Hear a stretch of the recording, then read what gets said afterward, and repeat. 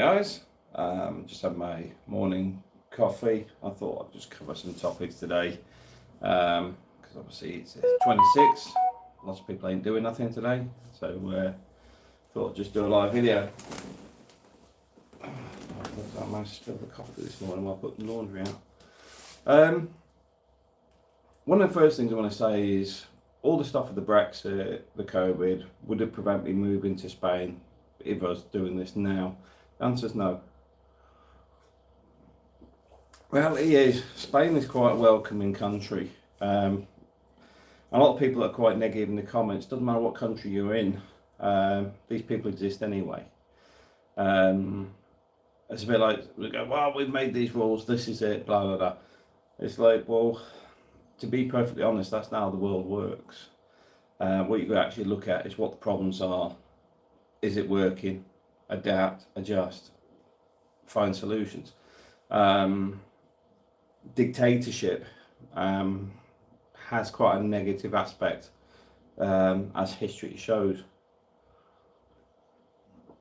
So one of my views is quite simply, even though the Brexit is supposed to be done and dusted, yet it just seems to be a default on the fact that things weren't actually resolved.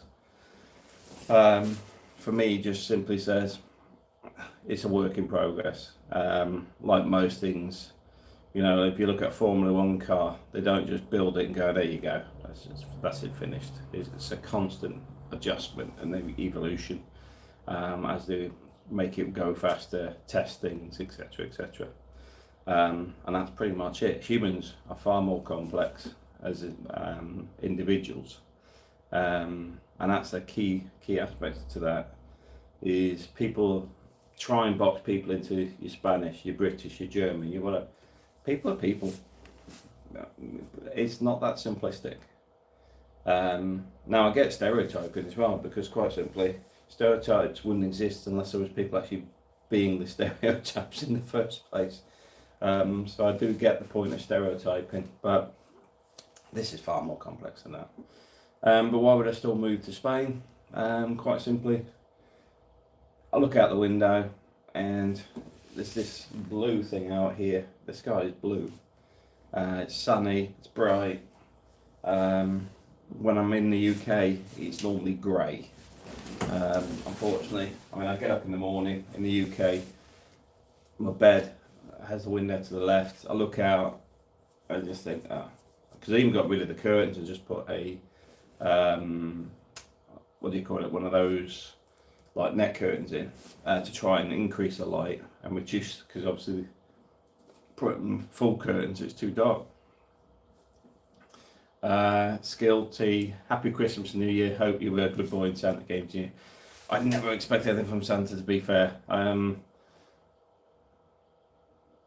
I like to make Christmas good for others, so I don't really think about myself at all. I know I sound a bit cliche in that, but that's the reality. I got 2 sets of aftershave. That was my Christmas present, and I'm quite happy with that, because like I said, wasn't expecting nothing, so I can't grumble. It's not really my thing. I gave some money away for some, I think it was about 20 bags of rice out in the Philippines as well, for 20 families. That means more to me than actually receiving anything, to be perfectly honest. So yeah, I didn't get much for Christmas, and don't really need much though. That's the funny thing. I mean, even look here, I've got, you know, because I've got kids, the kids have got everything, they've got loads of stuff. So, you know, I've got the VR headsets here, and there's 1, 2, 3, 4, 5 drones just here. Then obviously you've got all the computer systems here. Got the vinyl record player there. Gaming computer I never play on, the kids have it. Yeah, I didn't get much for Christmas. Won't lose any sleep over it. Skill T, like myself, don't need or want anything, want the kids and the wife to be happy. That's exactly it. You know, that's the achievement for the year. If you can, even if you've had a bad year and you get to this point and you just go, right, I'm home, we've got Christmas dinner, everyone's happy, nobody's lost any lives or limbs, it's been a good year. You know, that's a positive for me. Oh, hang on a second, I'll click the button.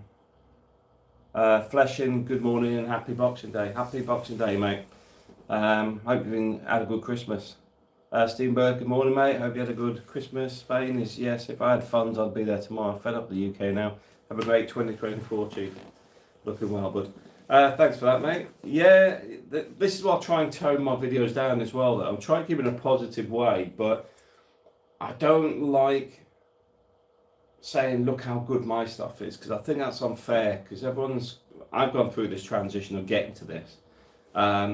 And you've got to take it in steps. It doesn't happen overnight. And I definitely don't like people that make it very gloaty. Look at my big house, look at this. I mean, I don't have a big house. I can have a house next to the beach. And if we moved inland, I could have a big house with the same money. But I like the beach. It's ideal for the kids for the school. If we decide to get a bigger house and rent this one out, it's right next to the beach, easy to rent, high rates. Can't grumble. Skilty, the office space is looking fab. It's great. It was a great idea to the home. Love the videos. Oh, thanks, mate. Yeah, it's still a bit cramped for me. I mean, I was thinking about the small garden on the front. I'm probably not going to do it, but I was thinking of extending right up to the gate and bringing it all the way up 3 stories. But I'm probably not going to do that because I like the outdoor space. It's good to have the jacuzzi and that there. Because otherwise I'd end up extending the kids' bedrooms to the left. The balcony would double in size. Everything would just move out. Wouldn't be extra rooms, it'd just be bigger rooms all the way through the whole house. But yeah, it's one of those where I've got to sit there and think about it. Because when you start going, yeah, we start doing that. That's going to be what, at least 40,000 euros. I can buy a new flat for 50,000. I can rent out and generate cash off it. So. Don't want, yeah, weigh up the options. Yeah, there you go. Phil James, been in the UK since the 18th of December and just seen a bit of blue sky for the first time. That, to be fair, that is the biggest bear I have these days, because I'm going in and out of London every day at the minute. So I get up in the morning, it's grey. I drive to London, it's grey. I drive back, it's dark. You know, but you come out here and, I mean, I know you can't really see it because the window's glary, but it's just bright. It's just that instant bit of blue skies, a little bit of clouds. It's just bright. I mean, people were swimming yesterday, you know, sunbathing on the beach, etc., etc. They're still down here. It's a completely different environment, and to be fair, I think I need that bit of sun anyway, because as a kid I lived in Hong Kong, Germany, and many other places that have better weather, because in Germany the summers are really good but the winters are very cold. But at the same time, I actually like that. You know, the winters are fantastic, you got snowballing and all that stuff that goes on, and then summer, spent all my summers at a place called Milita, which is a swimming pool in Minden. So we used to collect, if you collect rubbish inside the swimming pool area, the lifeguards will give you these little tickets. So like if you did it for an hour or two, they give you like 6 tickets. 6 tickets is enough for 6 days. So you do that all the way through the summer. You've got free swimming for the whole summer. It's an open pool, swimming pool. I think they've actually closed it now, which is a bit sad. But it all used to be very open. And everyone used to just hang around there for the summer. It's like an 80s type of, what do you call it, movie. When was it? You might be asking, is when Outrun was a cool game, if anybody knows Outrun. But that was my summer every year while I was out in Germany. Loved it. Flashing, yeah, it's the countdown to the summer in Lazinia now. Yeah, that's it. It's now the Christmas bit's over, and this one, sitting here today, I'm just sort of working out where I'm going for next year. April's busy down doing smoothies for breakfast, lucky me. And just sort of contemplating, you know, it's good to have a bit of reflection on where we've got to from where we started. You know, you think where we started. We arrived here originally, we had, when we first got to Spain, first thing was the apartment I was arranged to take on the rent for it was one of these false owners, you know, in the sense of it was an agent that didn't tell me they were an agent. So you say, right, I'm coming down, I'll take the keys. They're like, oh yeah, I'm not here, I'm in Valencia. Right, so it all become a bit of a problem there and then. So you originally got here with no property, nowhere to stay. Lucky enough, I made a couple of contacts on the internet, so we got through the first few days. Plus, mate Steve let us crash there the first day. But yeah, it was all very condensed and chaotic because somebody let us down. But that's part of life, unfortunately. But from there, everything else just fell in. Because what you would get bear in mind is you got here, and although we were tired, we'd driven down from Paris and everything else, things seem to sort of slow down, you know, because the weather's on your side. Even though it was November the 20th, the reason I remember it is because it's my birthday. And it was stormy. Over there is actually a video of the kids actually swimming over there.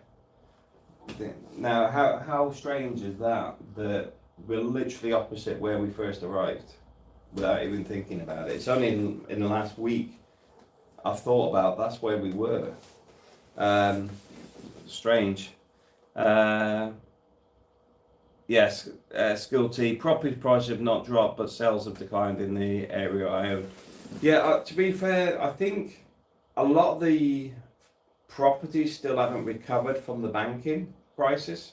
So a lot of the properties are already over egged a long time ago. So the property prices can't be dropped because the banks won't let them sell them. And I'm sort of shocked at some of the values that were on some of these properties, especially when you realise how much these were originally. Like this one, I think was originally 60,000 when it was built in the 80s, and obviously it's worth 200,000 now.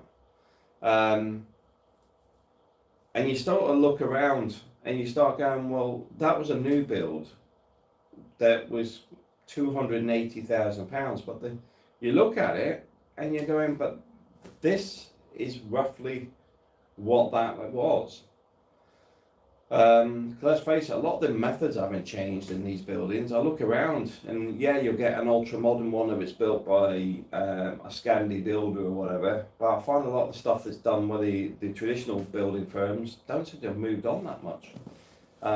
You know, technology wise and insulation, you know, there's a lot of regs, my personal view is they're not complying with. But does it really matter for most people? I don't think so. A lot of people they use them as holiday homes. It's when you stop in the winter you have the problems, because like these, the block work, there's no insulation in the walls. But at the same time, I don't really find it that cold. But then again, we have heating on, and we've got aircon that can heat the entire house. I know some of these other properties aren't that lucky. They may not have any heating at all. They were never designed to. They were designed for summer houses. So as such, there's no heating. I always find that a bit bizarre because you're encouraging damp as well. But yeah, it's a bit strange, some of it. And like I said, some of the stuff I do look at it and think they haven't really invested that much in new technologies.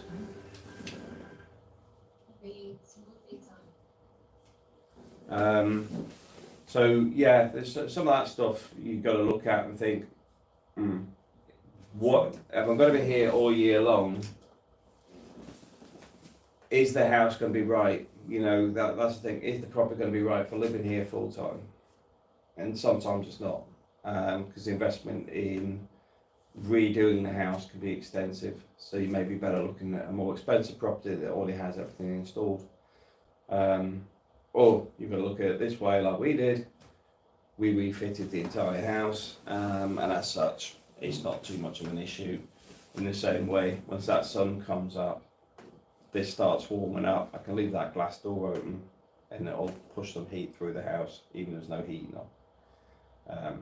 But those just some of my thoughts when looking at properties in Spain. Yeah, I mean, like you guys, I'm starting to move away from having to work on the house as much. As such, my funding sort of changing. So, like you're saying about having a holiday in Lizenia, This year I didn't have a holiday, tear in the eye. But I did get April and the kids to go back to the Philippines for nearly a month. So that was an expensive trip, but I'm glad that they did it. They'll be back for 9 years. I think it's important that the kids stay connected with their roots. At the same time, it's good for April to go back to the family.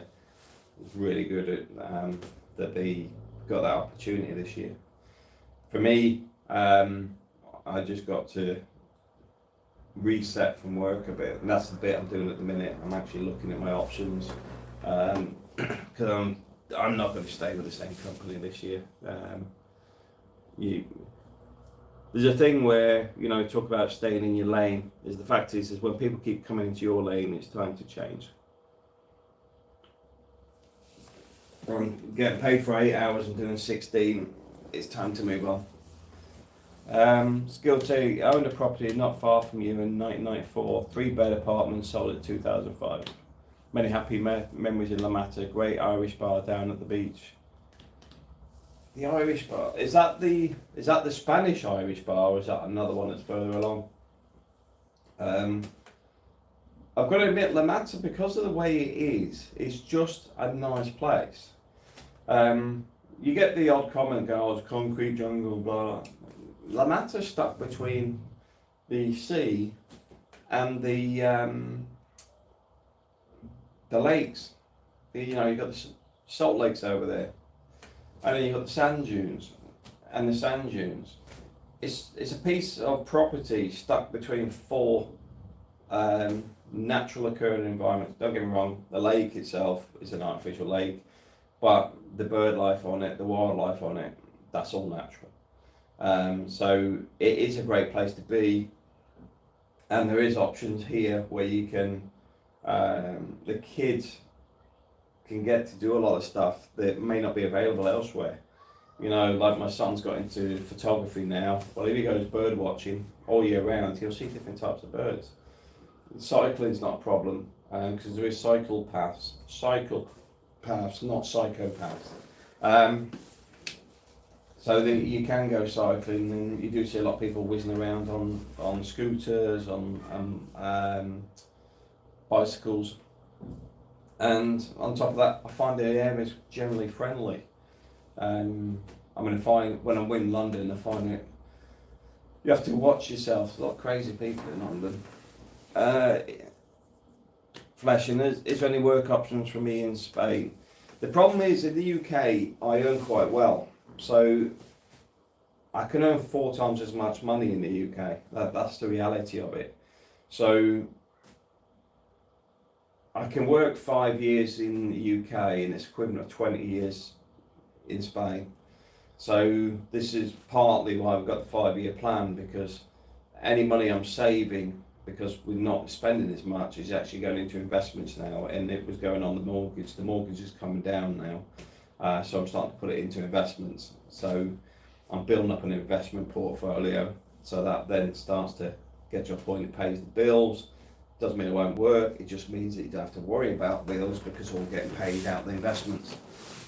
It is a significant amount of work, but at the same time, this is part of planning when you're moving abroad, is actually working out what you're actually wanting to do for the long term.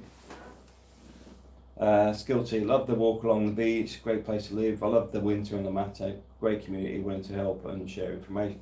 100%, they're really good people. That's not a cross, by the way. It looks like a cross, but it's not. It's part of the rails on the windows, on the glass rails.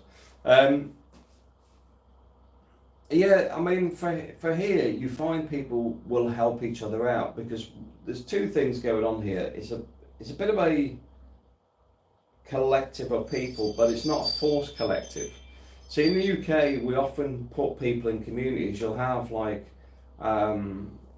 Little Italy or whatever, where, Chinese community, you go to Birmingham, Wing Yip and all that sort of stuff, where they've formed into individual communities.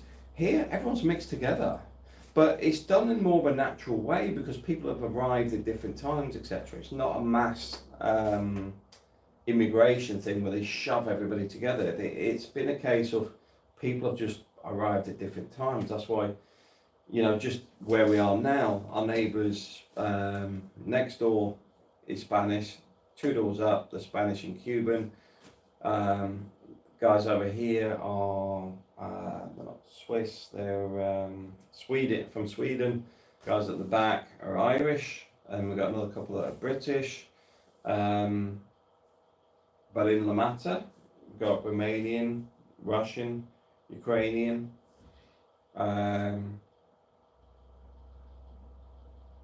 Pretty much, yeah, at least 20 different nations. Because yeah, can go through Belgium, France, blah blah blah.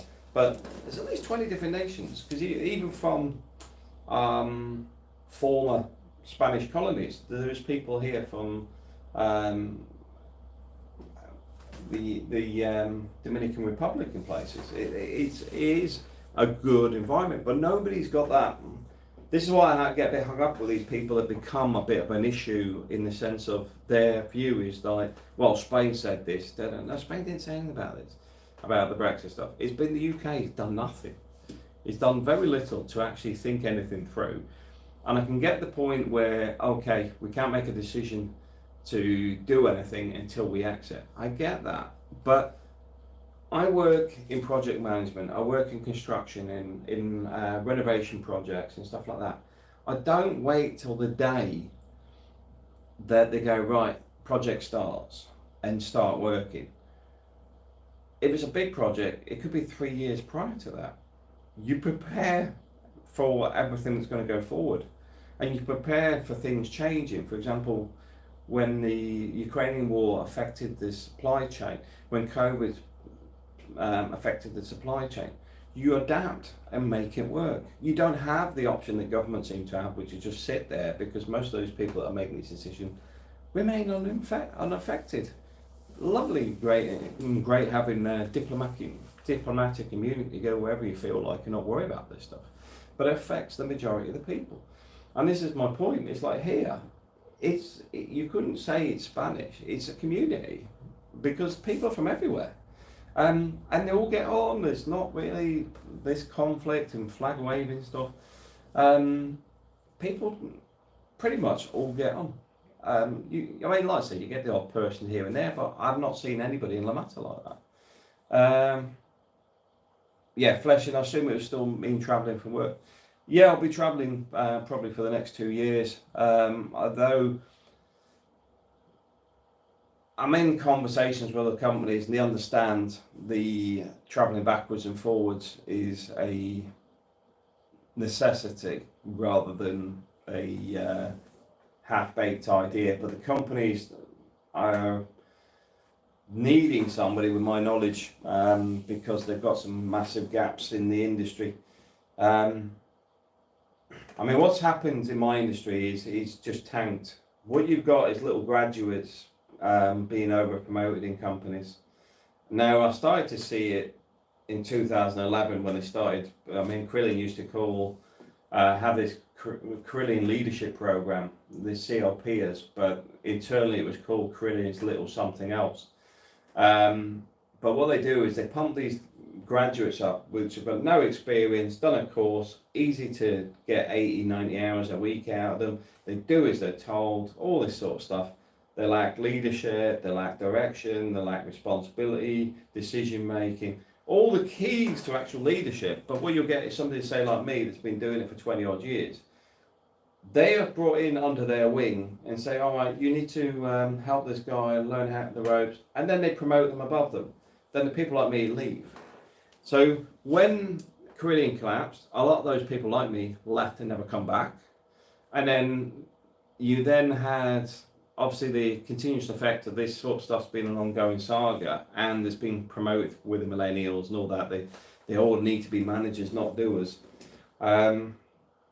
So you've ended up with a lack of people in engineering. I think at the moment, I think it's running at something like the shortage in the engineering sector for the UK is 187,000 people. And for the economy, if you're talking GDP, it's 28.4% of the British economy. So it's a very important part of the British economy that's currently still being ignored, that they need to respect engineers.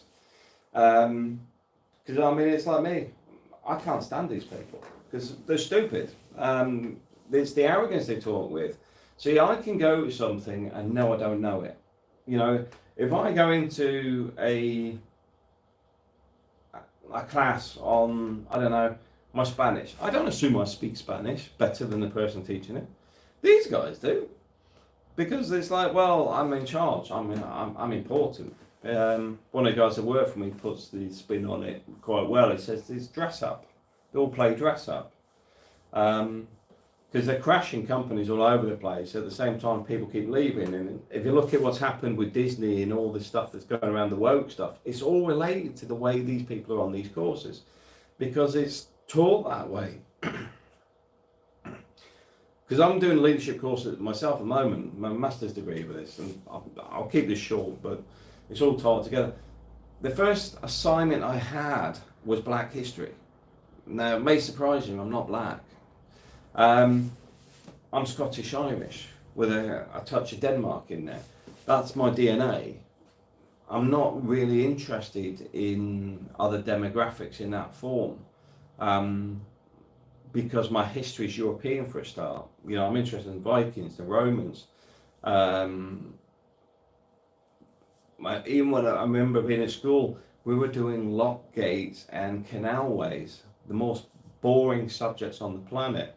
I'm coming from Germany, where I was actually studying modern history, which was the Iran-Iraq War and the Berlin Wall, which is far more relevant than other bits and pieces. But the fact is, the UK's blossoming this bad management, and it's got to be American-led. And I say that because of the stuff that's going on with Bud Light, Disney, Netflix, etc., etc. Because if you look at what you're watching on TV and how that's declined over the last probably 18 months, you probably struggle to find stuff to watch because a lot of the stuff is lacking any storylines because corporations are demanding writers fit into these demographics and whatever, but the material becomes quite narrow and the stories become boring. But anyway, pushing that to one side. It's guilty. I left my industry after 24 years as I was plus 40s, male white. I trained new recruits to be promoted shortly above me, knowing what you say. There you go. That's exactly what I'm talking about. But the problem they've got with what I do is I work all the maths out for 25 years on buildings. The guy that taught me retired with a Carillion piece, because what happened with him is as soon as he was getting made redundant, it activated all his pensions to the point is he's got a redundancy coming plus all his pensions.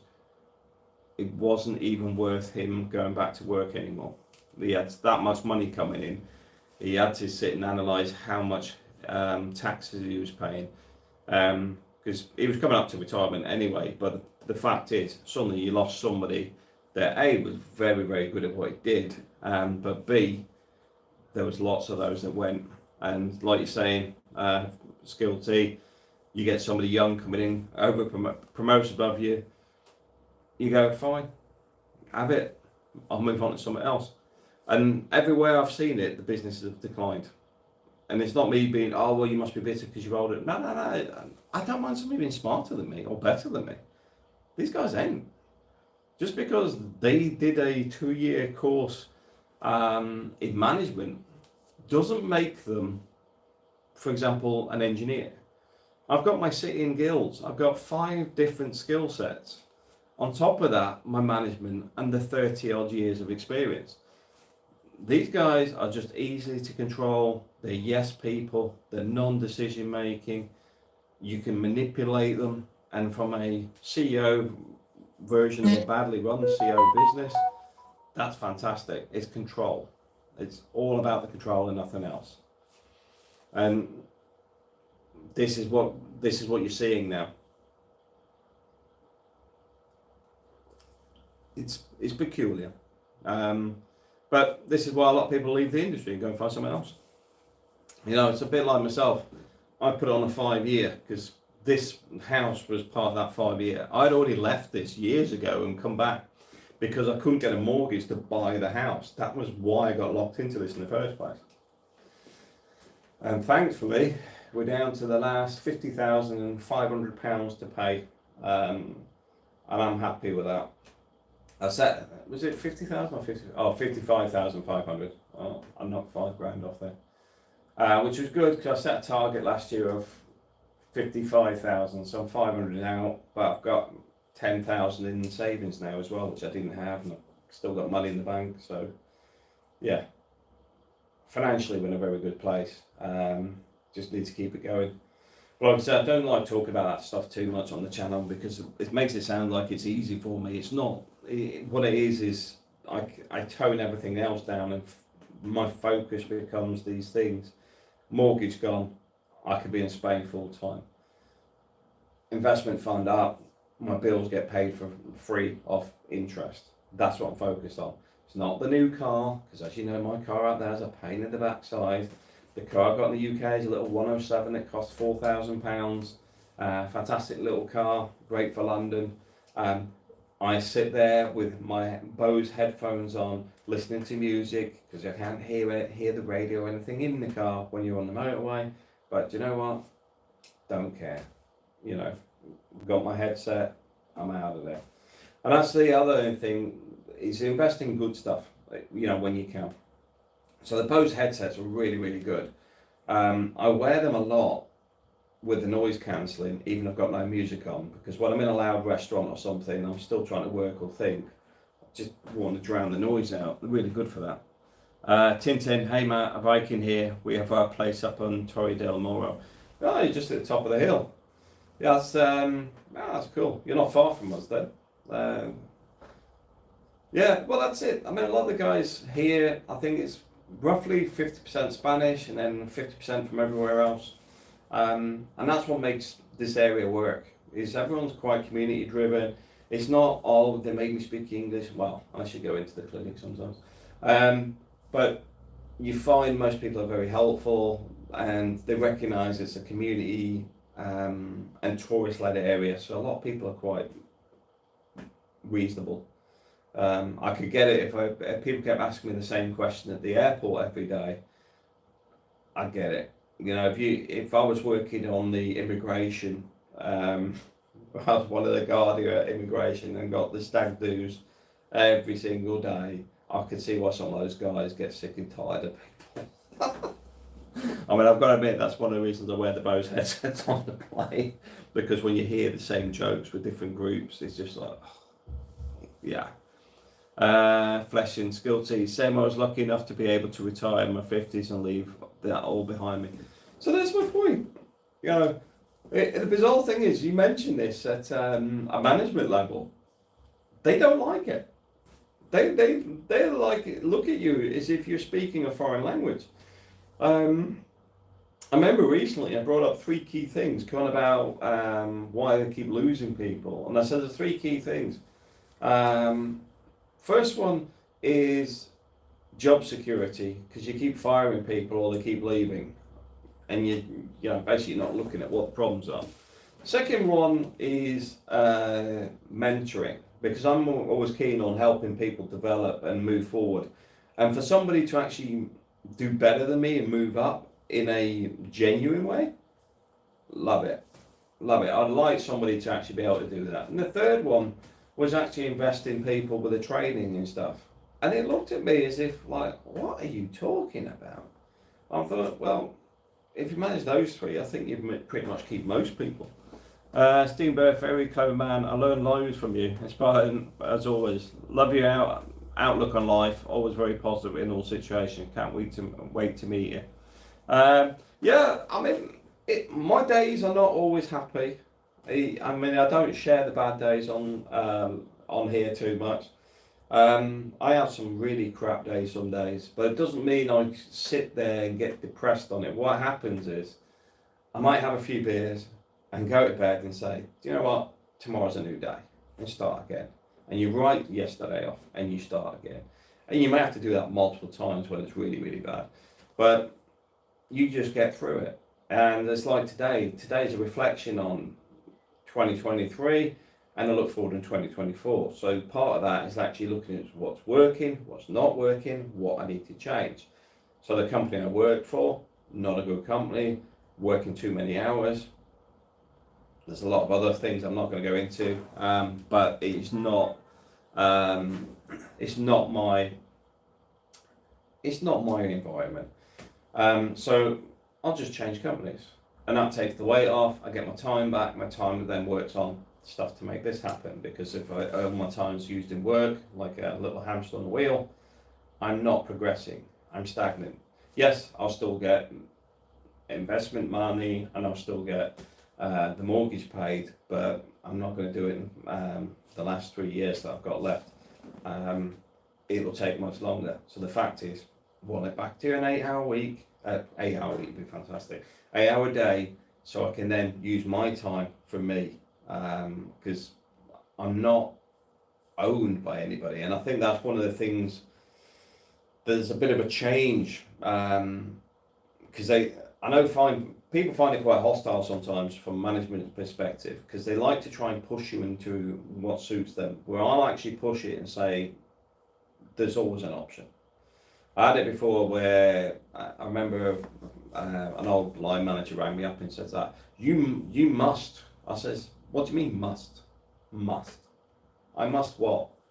I says, there's always options. I says, I can tell you to stick your job up your backside, put the phone down, I could drive up there and smack you in the mouth. I could just say no and go sick tomorrow. There's so many other options out there. What do you mean I must?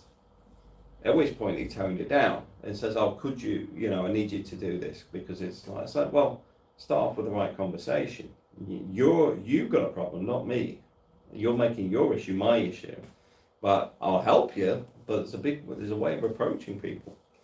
And yeah, did sort them out on that. But the point is, a lot of the problems you get these days is this dictation thing. I don't like it. I think it's unprofessional. I think it's unnecessary, and most importantly, it's just rude. Skilled the industry I was in, you need a minimum of a degree, then 4 years minimum experience before you had an idea. New kids have 2 years course, know it all. I asked questions, I said no. So I was asked to leave. Yeah. Yeah, well, that's the same as, I've got exactly the same issue. But the good thing is, when I move on, it'll make it much harder, because the stuff I do, there's very few people that do it. Hence, the job options I've got at the moment is with 5 major companies. I'm actually just going through which one I want to actually work for.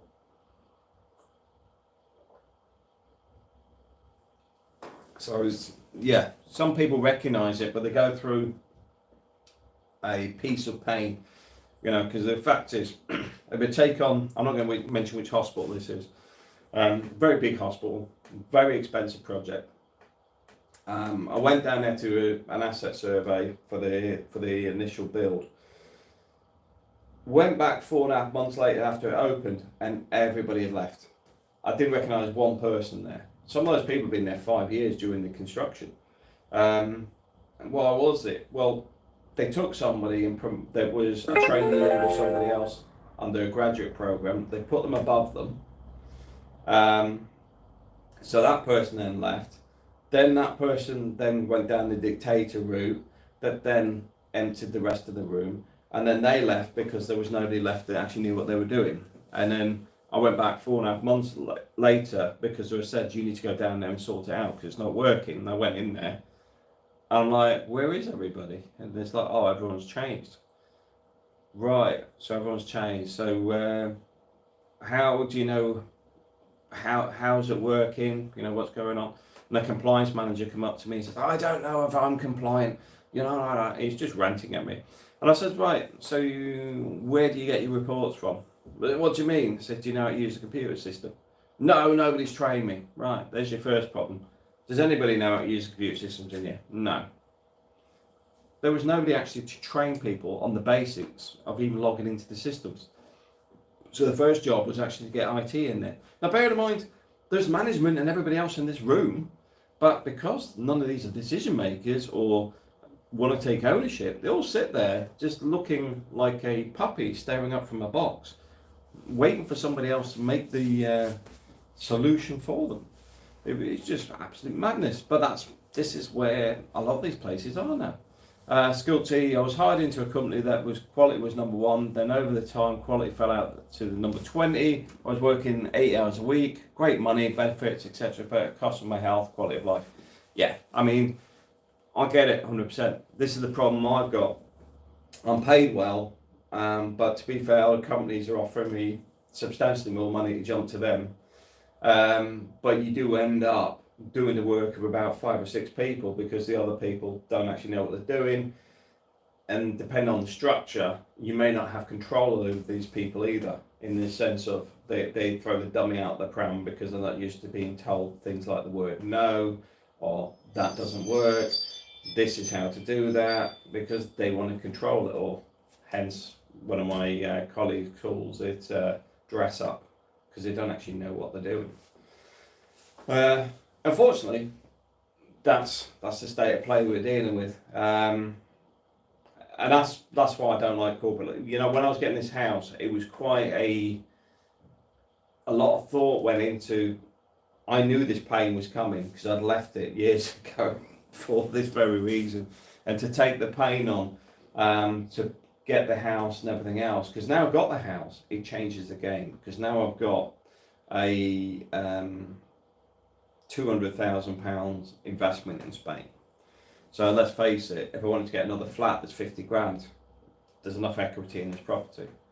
Takes the pressure off a lot of stuff. I mean, don't get me wrong, there's probably still want to know where all the money's come from to pay things. So we started working online. I'd have to set up being autonomo and stuff. But the problem in Spain where we are, it's a bit like I'm good at woodworking, but there's not many trees where I am. There's not a lot I can do unless I imported the timbers down from Scandinavia.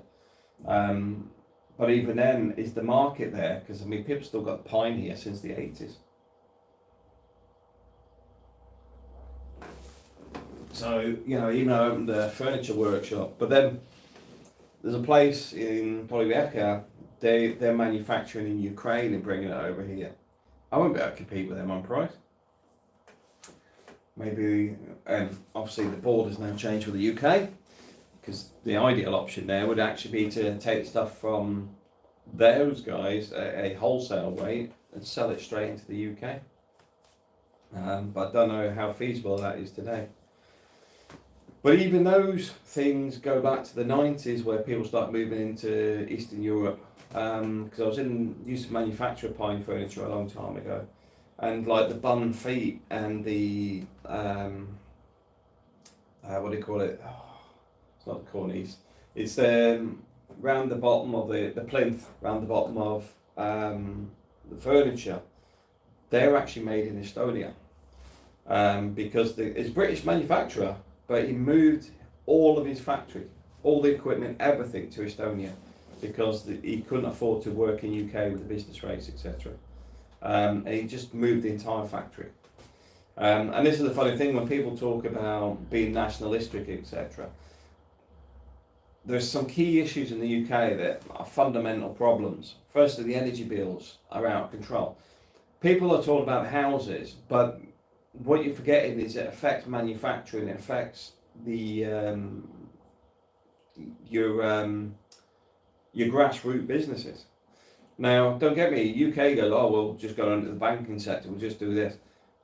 You should always be sustainable because you're affected by those sustainable markets. If you haven't got enough food to feed your population, you're affected by people controlling the price elsewhere.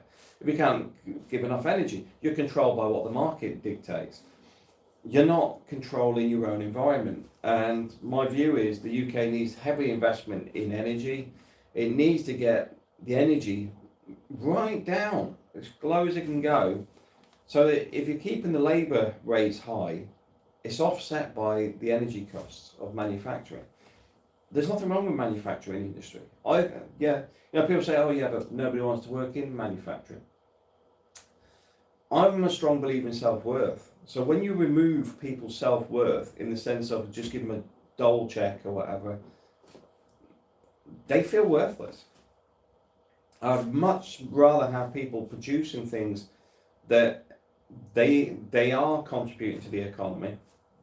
They are helping the economy, and they are paying their own way in life because it has a high value. That's really important. That's my personal view, that we should be actually looking at trying to get more people employed. Yeah, Fleshing, that's why I retired and got to a section where they were going to lay off 2 young lads to pay my wages and then wanted to make me work hard. Yeah, it's a threat, you see. It's the funny thing is, it doesn't work anymore. You know where they're going, we'll get people replaced, you'll do this, do that. You go, you know what, keep the job. I'll go elsewhere. It's once you can get to that point where you're controlling the narrative, that just throws them off. That really throws them off because they don't know how to deal with that. Because you're going, okay, keep the job then. I can't really discuss where I am at the moment, but we must have gone through about 90 engineers and whatever, and a lot of it's around the dictation where people just go, keep with it. There's an engineering shortage. I'll leave here, I'll have a job by Monday, don't worry about it. Skill to set up a company in Ireland and then export through Northern Ireland into the UK. Set up it, yeah. I'll have to have a look at the logistics of it, because I mean, the furniture is very well made. IKEA, for example, gets a lot of its timber from Ukraine.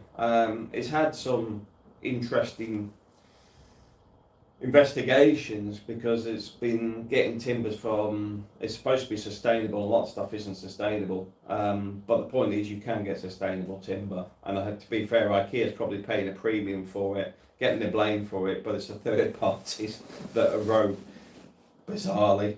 It's a bit like when we're trying to make H&M and Marks and Spencer's responsible for what goes on with cheap clothing labour in Turkey with refugees. They don't control it. Everybody, I mean, it's a bit like when I was doing the call centre stuff. You don't realise how big this tier drops.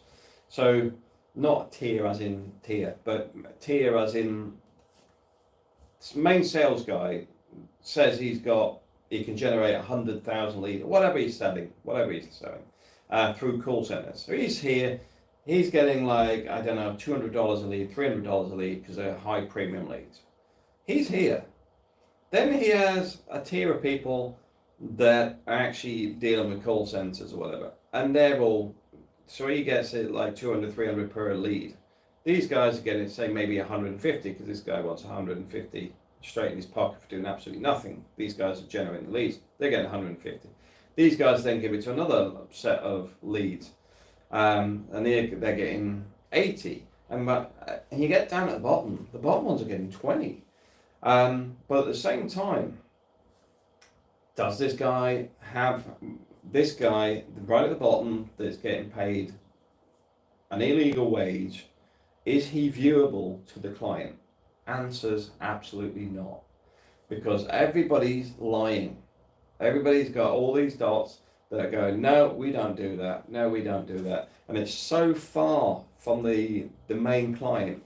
You've got no vision of that at all, and you can. It doesn't matter how you try and manipulate it to get it to work. You know, every lead must be generated with a photo ID. Guess what? Someone will just give you a photo ID as if it's their lead. You've got no control over it. No control over it. And that's the problem with commerce. You know, when you're outsourcing it to that, you can't just drop in and see who's working there. You just can't do it. You know, it's like when you look at the way rugs are made, a lot of them are done by children illegally, because they actually kidnap the children, weld them into a house, you know, they weld the door shut and stuff, and they'll feed them through the doors, and they make rugs. This is why in the UK you'll see on the back of rugs, you'll see like I think they charge an extra £1 for actually trying to prevent this stuff going on. But it's so embedded, it's near impossible to stop.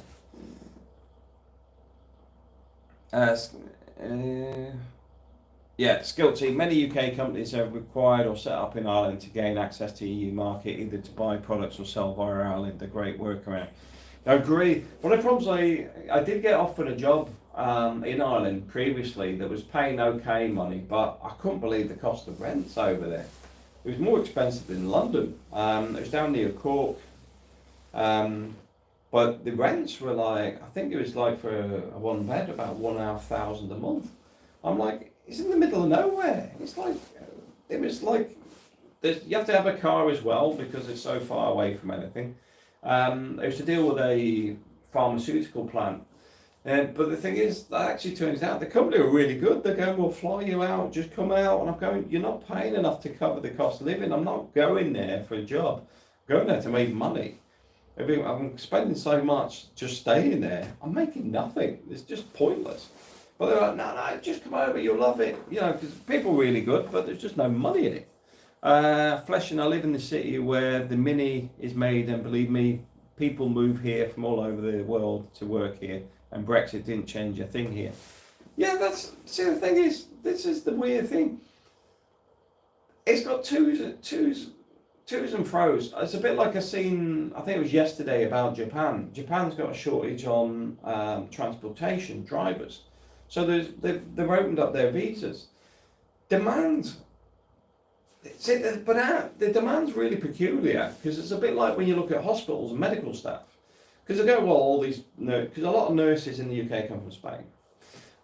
But when you look at the broader picture, because I work with the NHS around their buildings, and you go to one hospital and it's got 300 Filipino nurses. And you've got a lot of nurses coming in from the Philippines and all that. They're not Brexit anyway. They're not affected by Brexit because the legislation they're involved in was outside of the EU anyway. So, I mean, my point with the UK and Europe is the fact is we dropped to a third party. The UK's done nothing to try and make it better. And I know people go, oh, well, just forget it. Just close the door, walk away. We're neighbouring countries. The fact is, there is deals to be done. They just don't seem to be doing it. I mean, the benefits are bilateral. You know, they're beneficial to all sides. It's the same as there's other incentives around the way tax is done. You know, because there's a bilateral agreement between Spain and the UK, so you don't get double taxation and things like that. So there's a lot of stuff already there. And there's lots of stuff that they could be opening up that was probably there prior to the EU in the first place, where there was agreements already in place that have just been put on the shelf, and you just revise it. You know, there's a lot of stuff that would make life easier for everybody. Skill T, rent is crazy in Ireland. Yeah, that's what put me off. Living and working there, love it. Paying rent, no way. It's like not a hope. It was way too expensive for me. For what it is, I wouldn't mind. Well, to be fair, the salary was in line of what let's put it this way: a job in London was paying 10,000 more, and that was low in pay. And this job was actually lower than that. But the rent in London was 500 a month compared to 1,500 a month. So that extra 1,000 a month that I would spend in Ireland is 1,000 off my mortgage every month, because that's how I look at things. It's not about wages; it's about what I'm doing with the money. So everything I do is actually based on what am I doing. So I work on two things: what it's paying for in time. So if it's going to take me, like the mortgage, there's 55,000 left on it. What is that in time? How many years is that? And then that's where you become focused. You suddenly go, well, that's going to take me 10 years to pay it off. I become focused, go, nah, I ain't doing that in 10 years. I've got to do it in less. I'm not working till that one. I want it done in less than that. So instead of getting a new car, the money I would spend on a new car, it goes on the mortgage. And instead of buying a new suit or something for work, put it on the mortgage. Get to the end of the month and go, oh, pay's just gone in. I've got 200 quid from last month. Put the 200 on the mortgage. And I just bang. And get rid of the debt.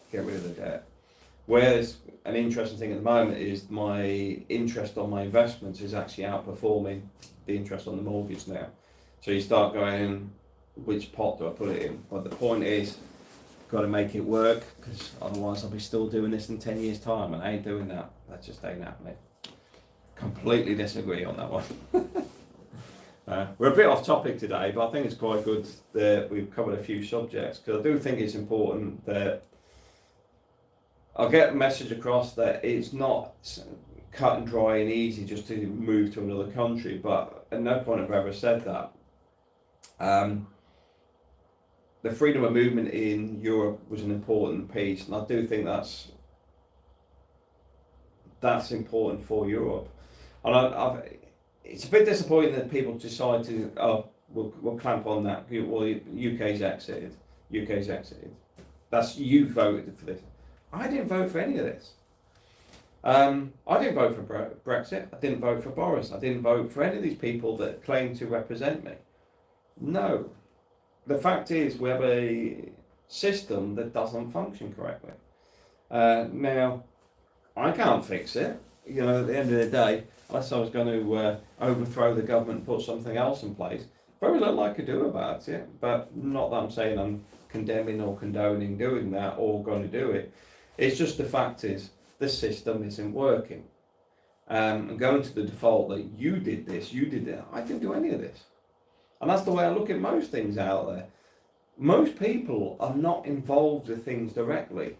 I've got friends from Ukraine and Russia. We don't talk about the conflict beyond the fact, if, you know, a friend of mine's got family and, you know, asking that is his family okay and stuff. The politics is not my politics. I didn't create that mess. I didn't go into that conflict. And the people I know are exactly the same. And I think that's the whole point with the Brexit. It should be thought about on the bigger scale of things, which is about the individuals, a lot more individuals. Everything in life is not good and bad. Media made it that way because it suits a narrative. Because when you put all the common sense and the grey bits in the middle, you have to accept that it doesn't fit in these two boxes. And you start to have to accept that you're keeping a husband and wife apart because the wife's Spanish and the husband's British. And although she's worked in Spain, in the UK for 30 years, she's now going to go back to Spain. So they're now hopping backwards and forwards to the countries. That, to me, is just madness. The same as all these properties. I think it was on the coast in excess of 300,000 properties. So you've got people that want to retire in the UK. I would actually encourage them to make this more like a Florida, where people come here to retire, and let the UK come over. Let them invest their money here and die here and enjoy the sunshine that the UK often doesn't have. I don't see a problem with that. I know other people do, but I don't have a problem with that. The same as I don't have problems with going to the UK and having a Polish doctor or, well, let's face it, an Indian doctor. I mean, when I was working over at Worcester Hospital, they were flying doctors in from India, 2 weeks on, 2 weeks off. That's the bigger picture piece. You know, a lot of this stuff doesn't get discussed. Nobody wants to talk about the number of people that actually work in the NHS that are from overseas, for example. It's a hidden conversation. I had an argument with a Kiwi friend who has an Irish passport and voted for Brexit and told me I would thank him later. I don't know why people assume restricting a state is beneficial to an individual. It doesn't make any sense, because everything is about, you know, the freedom of movement, Schengen freedom of movement around Europe did not affect a politician that made that decision. Guilty. Personally, I understand the idea of Brexit. British people were sold a pup by the politicians that profited from it. The EU needs reform control as it's running out of control, turning into a monster. There is, yeah, but this gets back to the problem with the Parliament as well, though.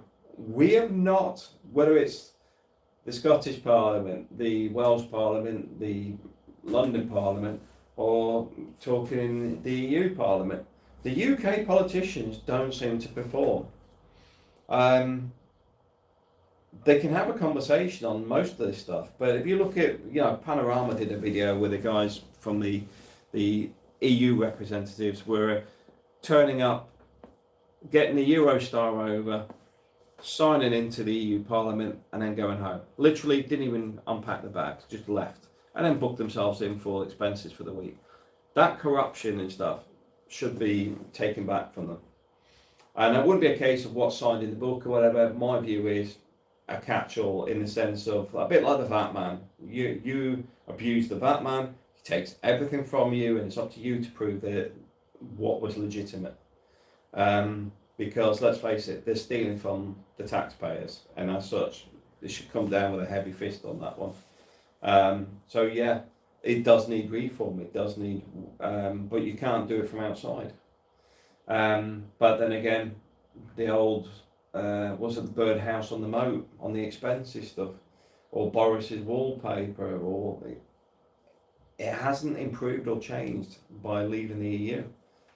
The UK has as many problems inside as it does out. The big problem is it's all about deflection. You sit and listen to Labour shouting, "Oh, look at you," to the Conservative, and the Conservative doing the exact same, and I sit and look at both of them, so I wouldn't trust either of you. And you keep proving that I shouldn't trust either of you. That's the problem. We don't do enough to actually control the problems in the government. But that gets back to the problem is the government doesn't function correctly. I think there's too many career politicians. I think there's too many people who've never had a job. I think there's too many people that don't really understand most things. Making decisions on the environment. You go, well, what have you studied on the environment? Well, nothing. I just got a job. Okay. And why do we expect things to improve when that's what you're dealing with? It gets back to my conversation on the management issues. It's all tied together, unfortunately. I mean, Theresa May, what was the other one? The 1 week wonder as a Prime Minister. Was somebody having a joke with her? That was just terrible. And you think that how much damage that's done. I can't even remember her name because she wasn't there that long. But I mean, her mannerisms just said straight away, do not trust this person. But yeah, I get the fact that the UK is frustrated with stuff. But bear in mind, a lot of it is where the media focus you. It's, when I look at things, like at work, I start with what's the issues in my department. So I see everything in my department is me. If my guys aren't performing, it's me. Everything's a management issue. I'm their boss, so it's me. I'm the problem. And I start looking at what's not functioning and working my way through it. So you go, they're not managing, they're not delivering enough projects. They're not supposed to be delivering 500,000 a month. They're only delivering 40,000. Why is that? Sit down with the guys. What's the issues on the contract? Oh, it's too hard to get it approved by the client. Right, what's the issues with the client? The client wants too much information. Does he though? Is it the information's not right? Look at okay, how do you put a project together? Okay, you haven't got a workbook, you haven't got a process, you haven't got CDM, construction design management, which relates to health and safety. You haven't got all this process that makes your job easier. The jobs have not been scoped correctly, so you haven't scoped while the project's live. That should have happened months prior to that. You start going, okay, this is not you, this is me. Now, don't get me wrong, I've just took the job on, but this is not you. So don't stress about it. These are my problems. I have to fix this. And I start working them out. And I start going, right, we haven't got a process for that. I'll write the process. I'll do this. I'll write the workbook. I'll write this. I'll write that. And I build it for the guys. And funny enough, it went from 40,000 to 1 million a month. That's how this should work. But we haven't got the inner workings. We've got guys that are not leaders. We've got guys that are literally pilfering for themselves or just going along for the ride. we have not got what I would call true leaders. This is what I find a bit weird with leadership programs and stuff, because my view is a leader is born, managers are created. So the fact is, you can make a manager, but a leader normally has a lot of natural traits, and when people try and mimic it, they can only mimic to what they understand, where it's like that people on the battlefield around fear, where people freeze or people can continuously act. It's the difference where one person, it doesn't matter what they prepare, they will freeze up. The other person will just continue. That's why you have all that training and stuff that goes into it, to actually get you past your thinking point, because you've dropped into your training mode. But that's trained. When things drop out of that remit, that's where you actually want people that can think outside the box. So that's how I see leadership. It's a bit more like that, where people who lead naturally lead. And you know, people will say, I'm a leader. Well, no, you've done a leadership course. You lack integrity, ethics, values, basic understanding of what people are doing, how the business actually functions, listening skills. You know, there's loads of stuff I hear all the time where people go, oh, they say it, and go, you don't understand any of this stuff. Skilty, I'm Irish looking in. I find it so sad that the UK is in such a mess. A great pioneering, inventive nation that is in decline. As in many Western nations, Ireland used to look or follow the UK, not now. Yeah, but I actually, like I said, I firmly believe it's on the leadership. We don't have leaders anymore. We lack them.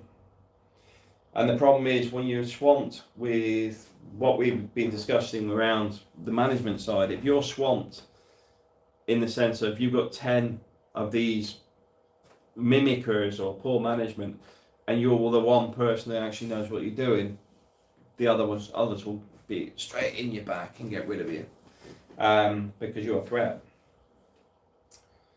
That's the state of the nation, unfortunately. And it will change, but it's got to go worse before it can get better. That's just history repeating itself, unfortunately. But wow, what a conversation today. We're so far off tangent today. But I do think that it sort of has opened up the discussion piece around things that are a bit more complex than people see. You know, like Brexit's a done deal. It's not a done deal. Trade deals can change and shift through time, regardless if Brexit was there or not. You know, it's a bit like opening up a space initiative or a new car design or something else. There is always opportunities for development across the globe, never mind just Europe. So nothing's a done deal. Skilty, a great country that has rolled up its sleeves and got the job done. A country that has a backbone. The UK has gone soft and needs to fight back. I agree. But the problem is, you need leaders. You need people to follow. You know, it's a strange position to be in. But even in Ireland, was it McGregor at the minute talking about being a president of Ireland around I think it was tied with the privacy laws or something that Ireland's up to at the minute. There was, at least they're doing something about it. Don't get me wrong, I don't condone rioting and people killing each other, but the fact is, they actually do more than stick a note on Facebook. The same as Spain. Spain, you know, when they're not happy with something, you see a lot of it. People actually start, you know, like the Catalan issue. I'll probably get tired off for saying Catalan issue now.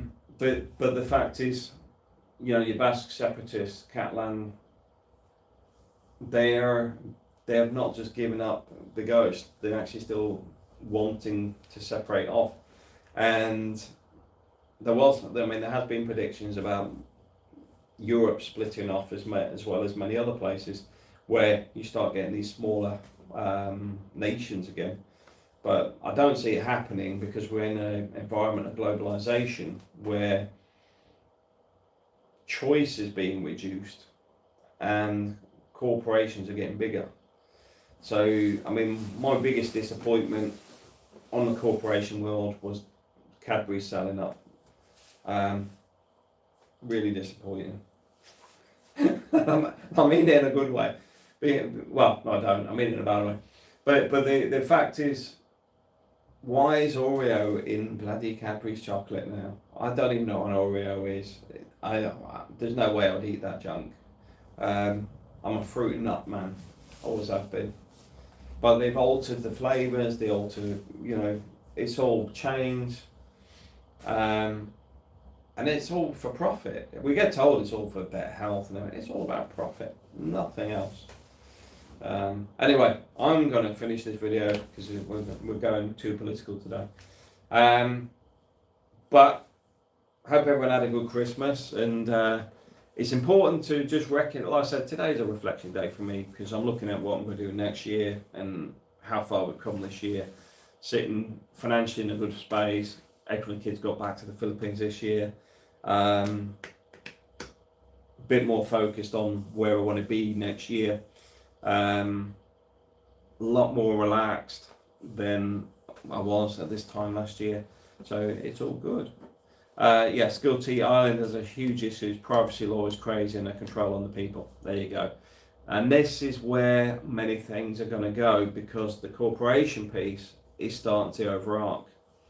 And I'm trying not to go down that route today because it ends up in conspiracy theory stuff, and it's actually, if you see what's going on with Elon Musk and how they're trying to control him now, you can see where that narrative's going because he's got his Starlink and other things. But even that, he will not be immune to government control if it's led by certain bodies to actually take everything off him because they can do it. They know it won't be liked. Doesn't mean they won't do it though. It's strange environment we're in today. But anyway, guys, I'm going to spin it on the positive. Sun's shining. Next year, let's just put it down as next year's going to be a better year than this year. Even if you had a good year this year, let's hope it's better for all of you. Hopefully see some of you guys over here in Spain. And it's just keep plodding on. Life's good. Let's make it better. And I know this stuff's going on around us. One of the key things that I do focus on is we can't control it. As individuals, we can't control it. And the problem we've got is the lack of leadership and all this sort of stuff. But unless you actually want to run for government, just recognise this stuff is going on. But unless somebody actually starts stepping forward, don't worry about it too much in the sense of you can't control it. Because at that point, you're just being influenced by something that's outside your control. But if somebody does step forward and you decide to support them, you've got my full support on that. But anyway, guys, hope you had a great Christmas, and I'll probably speak to you before New Year. Take care. Thanks for watching.